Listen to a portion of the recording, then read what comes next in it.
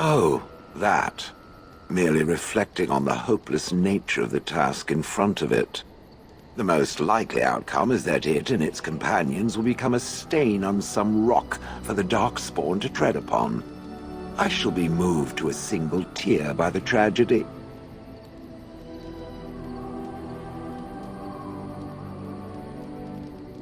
It's true. One single tear, and then it's off to the north, I think. Or maybe west. I haven't decided. What's that? Did it hear flapping wings? There may be pigeons nearby. We should be alert.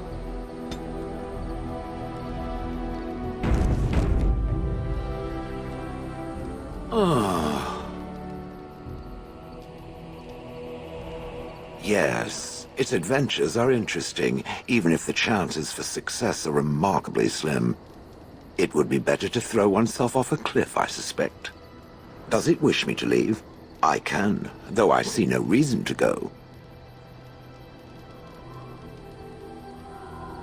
Then I shall remain. It is too interesting to abandon for now. Perhaps we should continue. Its chances of success are small enough without further dawdling.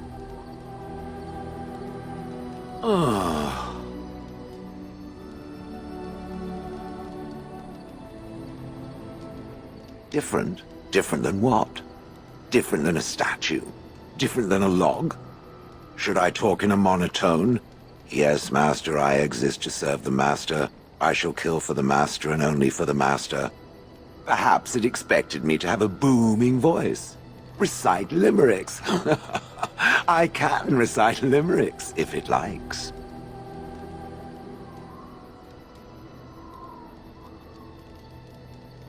Mostly they involve slaughtering pigeons in creative and invasive manners. I have never met another golem. I have no idea what one might be like, or why I wouldn't be like them. Why? Has it met other golems? Did they not sound as I do?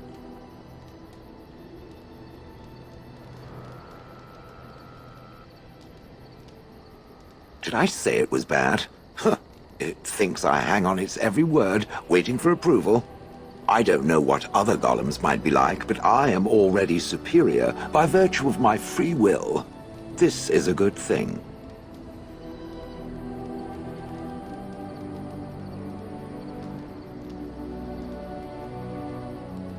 Imagine the benefits. No need to eat or sleep or perform other functions. Walk underwater, crush the heads of every opponent. The possibilities are limitless. Barring the occasional 30 years or so of paralysis, there's little to compare. Now stop talking so much. The wagging of its moist little tongue is distracting.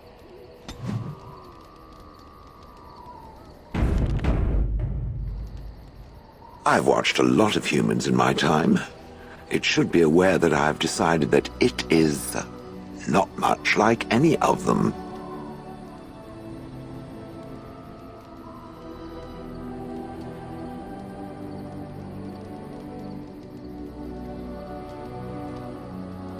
Oh, it's not just that. Well, I'm sure that's part of it, but it's not only that.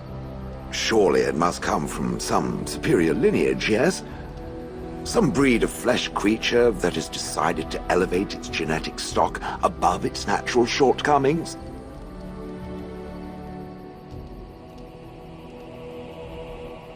Then that must be it. The humans have always spoken about elves being inferior, but obviously this is their own stupidity talking. I would appreciate if it didn't spread around that I said anything. Humans might start to get the wrong idea. They might start thinking their race is not completely hopeless. Indeed, can it imagine the horror? Oh. Now, let us crush something into a fine paste before it starts to think I've gone all soft. Perish the thought.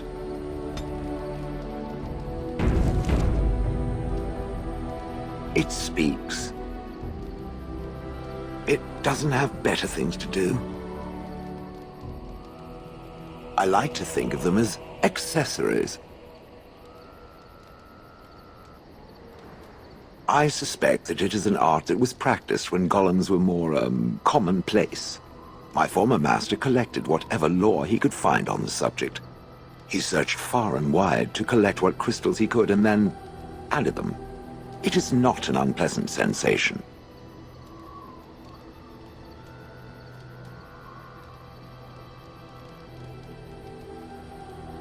As I understand it, the crystals allow me to alter the flow of magic around me.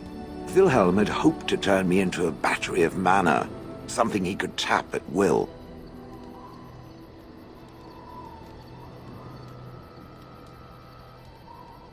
Not really, although now that I think of it, these attempts may be what caused my disruption. Some of the crystals increase the presence of mana, some absorb or reflect spells. There are various kinds. All I can promise is that should it ever find one of these crystals, I can likely tell it the function and what it would do if added to me.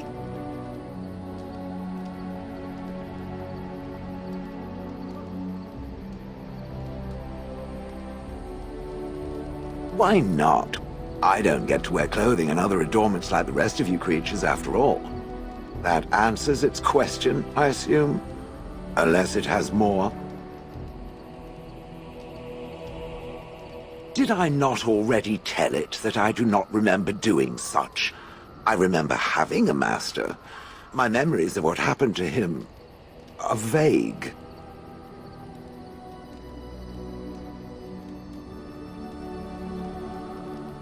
Clever and true. Oh, very well. Let me see what I can recall. My former master enjoyed experimenting upon me. I remember that much. There was tinkering with spells, and then the crystals. He was very eager to alter my function, I think. Flattery, and obvious flattery, too. I feel warm and fuzzy inside.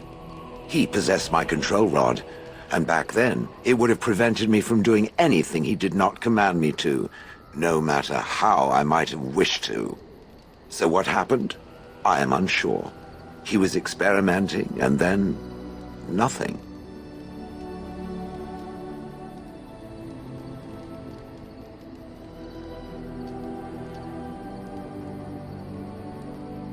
And then he was gone.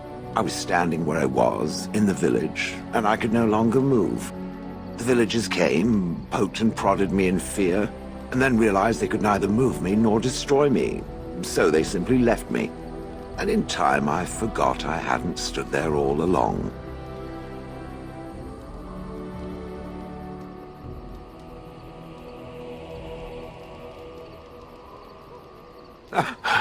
In fact, at first I found it more of a relief. For so many years I'd had to leap to that little toadstool's every command. Get this, pick up that, put it down, pick it up again. The gall! At first I'd hoped he'd simply decided to leave me there paralyzed, an acceptable trade-off. After years passed, I simply stopped caring.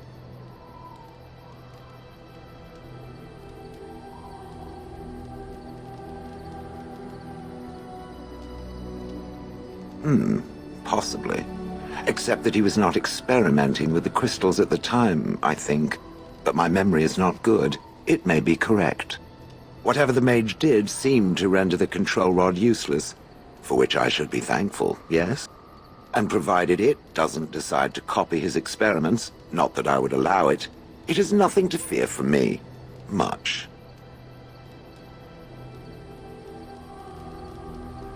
The things that it fights, and it fights things often, that is a different story. Let us get back to the walking and the fighting. My stone is beginning to itch again.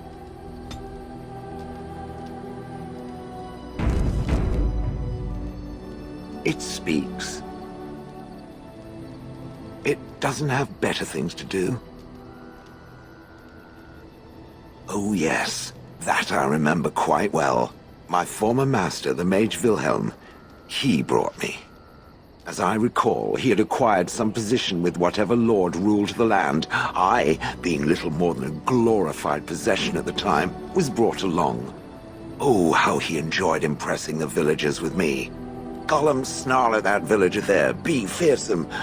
And of course, I would have to do it.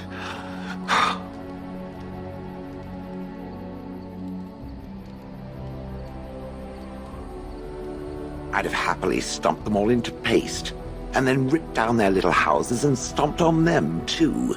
In fact, after 30 years of watching them, I'd do it twice. What I didn't like was being ordered to do it. Dangled in front of those frightened morons like some scary thing. Once I was a statue, it took those villagers years before they'd even approach me. The first one to actually work up the nerve to touch me urinated himself. Ugh.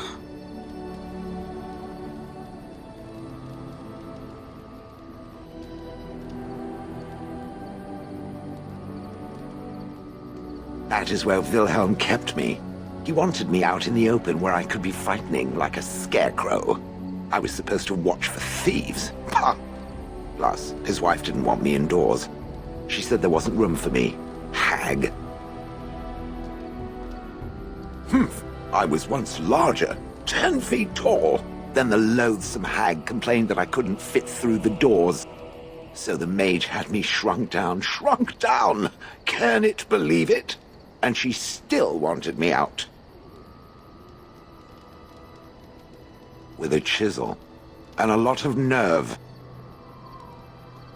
He did love using that control rod. Fondled it so much his wife actually threatened to throw it in the lake. Ha! I would have liked to have seen that. Which reminds me, where did it find the rod? Did it pay a great deal for it?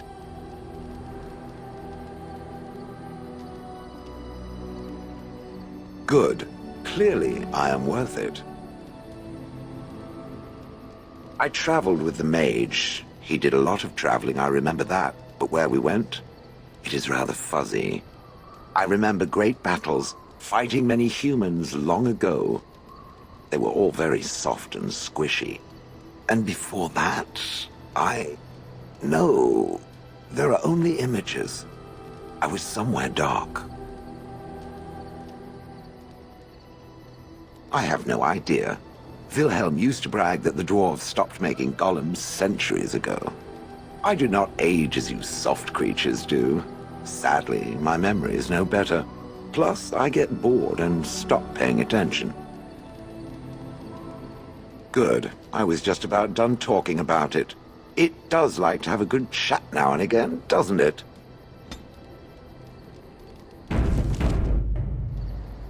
It speaks. It doesn't have better things to do. That part I know, as Wilhelm often bragged about it to whomever was willing to listen to him. He claimed to have found me in the deep roads. I was in the ruins of a Tig, he said, deactivated, with my control rod not far away.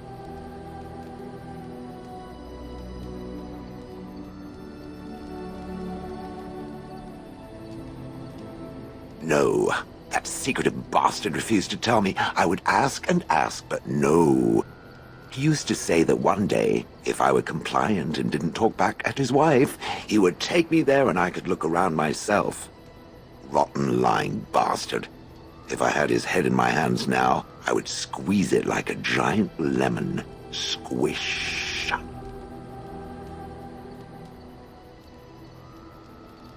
It was a hobby of his, scavenging. One of the reasons he traveled so much is that he was looking for entrances into the deep roads, old places the dwarves had long forgotten. And then he would sneak down and search for magical treasure, before anyone was the wiser. Indeed. He had spells that allowed him to remain hidden and move quickly, but he had no defense against the blight and worried constantly that he would get sick. If any darkspawn showed themselves, he fled. More often, he would have to fight other scavengers, dwarves who had become tainted. In the end, it killed him. I mean, he found me there, right? I think I remember a battle. It was long before, and then there was darkness. In short, no, I do not remember why I was there. It makes no difference. I wouldn't have had to put up with the twit, and I would be none the wiser. I don't think I was aware while I was there. Not like in the village. Or perhaps I was. Perhaps that was the dark place, and I simply couldn't see anything. How long could even I sit in the darkness and stare out at nothing, never sleeping? Oh, I do not wish to think of that. On then.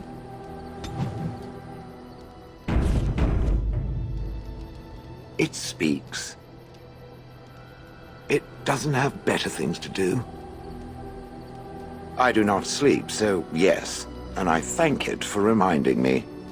Try to imagine, if it will, what it would be like to be surrounded by nothing but boring peasants, all oblivious to it.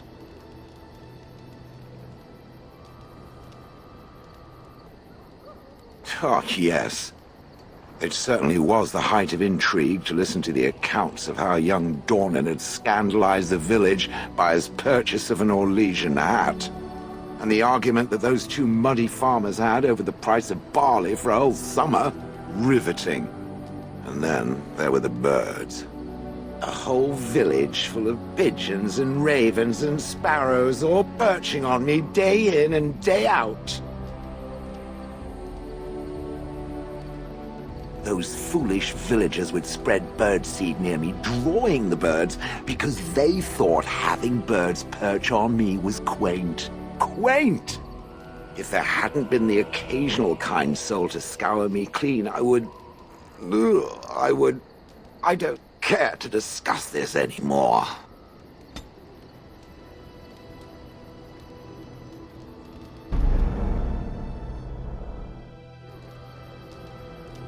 It speaks. It doesn't have better things. Try to imagine, if it will, what it would be like to be surrounded by nothing but... And then there were the birds. A whole village full of pigeons and ravens and sparrows all perching on me day in and day out. Those foolish villagers would spread birdseed near me, drawing the birds, because they thought having birds perch on me was quaint. If there hadn't been the occasional kind soul to scour me clean, I don't care to discuss this anymore.